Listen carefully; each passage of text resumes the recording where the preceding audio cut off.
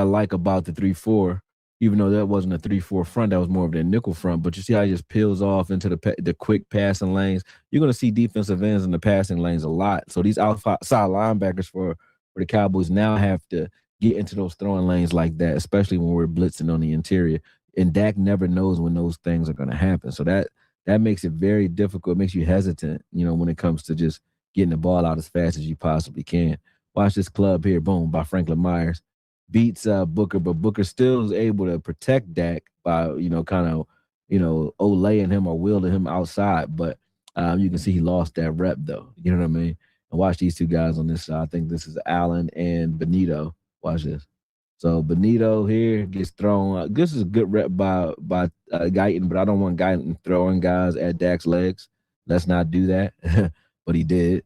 Don't throw guys to the ground. Just block them. You know what I mean? I don't like when you slam guys. But watch Allen. Allen whooped the shit out of who did he just beat the shit out of? Let me see. Watch Allen again. So Allen's beating the shit out of Hoffman. He crosses Allen crosses Tyler Smith's face, passes him to Hoffman, and then Allen beat the shit out of Hoffman with this club. But look how he sets this up with his feet. Let's watch Allen again. See Allen right there, boom. He acts like he's stepping inside, and he just gets Hoffman to step inside. Once Hoffman steps inside, he already clubbed. He's clubbed already. It's club, swim, over. Club, swim, over. It's nothing you can do but hold from there. Nothing you can do but hold. That's it. So just your feet alone. It's not just your hand fighting. Your hand fighting is set up from the angles you create with your feet. And the entire Denver defense up front knew how to do it. This is, man, Dak throws interceptions ill-advised. They're playing cover 2 man. Cover 2 man under, right? So 2 high man under, right here, boom. So Barron's in the middle covering the tight end, covering Ferguson. Dak throws his ball because he doesn't have time because Benito's in his face, and it's an interception because it was, like I said, ill-advised throw. Nobody was open. Dak got to do better. Here we go, double gap pressure again. Let's watch how frustrating it is for Dak. Most quarterbacks have problems with this, except for, I don't think there was a quarterback that I can remember that didn't have any trouble with it, except for maybe Peyton Manning, who used to sometimes like force you to show your hand with certain motions. But you see here, they're dropping back, and those 2 linebackers that are dropping back, and the outside linebackers dropping back. So the 4 that come is that you got 3 linemen and a safety blitzing. The other 3 are dropping back into this cover. I think it's cover 3, but you can see Hoffman and Booker don't really have anything to do initially. So that creates that pinch with Roach. Roach, his outside release or just crossing the face of Tyler Smith, freed up Hufanga to you only have to deal with Javonte Williams one-on-one. And that's what created the pressure. But Dak, does a good job of avoiding it, gets on the field, gets another first down. But there's always a free runner in this scheme. Always. And that's what I like about it. You always have someone running free, you know what I mean? And these guys up front are so big, they're able to win anyway. But there's always somebody running free. There's that double A gap again. You see that? They're right across the line of scrimmage. So Denver knows his identity, and it doesn't back up off of it. And them doing that frees up guys all day. Now, Dak does a good job of recognizing this here because they run these double slants. So CD's running a slant right off the hip of Ferguson right here, right? So when CD does that, let me show you. Let me show y'all. I'm trying to show y'all what I'm talking about. All right, let's see.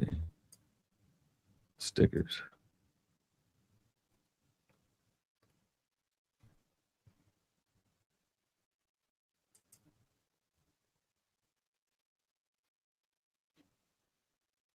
Mm-hmm.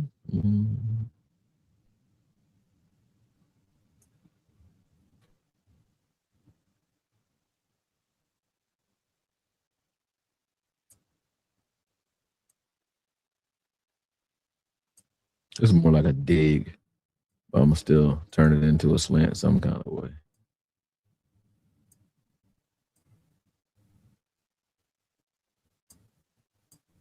Boom. So they ran a double slants right here. Make this smaller. Like I said, make sure you hit that like button because y'all getting into behind the scenes too. And this is for everybody else. Like I don't even show other content creators how I do what I do. I'm kind of showing my hand here. But they can't really duplicate me anyway because they don't think like I think. But still, they're doing it. But you see here, right? Check it out. So they run those double slants there, and Dak knows that up front because he's like, look, if Benito is dropping back, which he is, Benito drops back and Cooper this time, right? And then they brought a corner off the edge, right? So you never know who's coming. So you have to be, it's like playing hot potatoes or musical chairs or I don't know, but it's or what do you call it? Mole. What's that game where you hit the mole, whack a mole? You know what I mean? You don't know where the mole jumping up at. It's like that. But you see, Benito's not a cover guy, so him covering, him pushing Ferguson over to this next guy. So now if Ferguson's running the drag, that's what Cooper's there on the opposite side for. Benito's not going to follow him. Benito's job is to jump back into the throwing lane where CD is, but Dak recognizes it that quick. He's already ready to let the ball go. Boom, gets the ball to CD and gets knocked down. But that's why Dak's clock is sped up. Look, he always has somebody on him. He has to recognize fast. So look, he sees that Benito is on Ferguson and then quickly gets up off that. Boom, sees CD, let the ball go very quick. This is good by Dak. Like Dak played at a still pretty good level, but he needed some help in this game. Like the scheme had to help him because these double A gap looks, they were killing him. And you can't have any penalties. You can't get behind the sticks against this scheme because it's a smothering defense. Like once you start making mistakes, it compounds real fast. It's compound interest. There goes that double A gap look again. Again, look, this time they only bring 4, right? But you don't know until the ball is snapped. And even with that 4, it's still one-on-ones because look, Hoffman and who's that? Is that Javonte in the middle? That looks like Javonte stepped up there. Let me see. Yeah, that's Javonte. But look how close Javonte is to the line of scrimmage, too. You know they're not running, but Javonte knows if he stands back here against this double A gap look, he has to kind of meet Singleton if Singleton blitzes. He would have to meet him right here in the gap. So instead of having him start back here with Dak, it already adjusted their play call because now he has to stand up near the line of scrimmage. And you can see the tight end even standing inside where Benito is rushing because they're trying to chip both those guys to kind of help Dak out. You see that? So boom. So now you got max protect. But look, max protect for 4 guys. So that means your 2 guys that can go out and help you in the passes. The passing lanes are trying to help you block because they don't know who is coming. So now you got Javonte staying home and Ferguson staying home. See, now they finally get out here. Now they out. Dak has the ball out, but look how quick Allen won. Allen has won this already too. So Allen's going to beat Booker here because Booker's stepping out to his right. Allen secures him. Look, and rip under. Boom. Done. It's over. Look how fast they do this. Look, boom, rip. Over.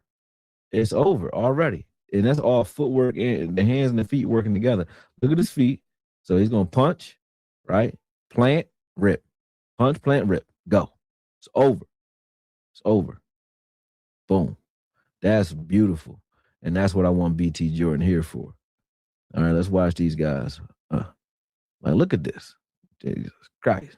So Steele's going to peel off and try to get to Singleton, right? Well, as soon as he peels off for Singleton, now it's one-on-one with Booker and Roach. Booker don't like Roach. Roach must have been talking about his mom or something. Let's watch this again. Like Booker kept doing this. He did this to him like 3-4 times in the game.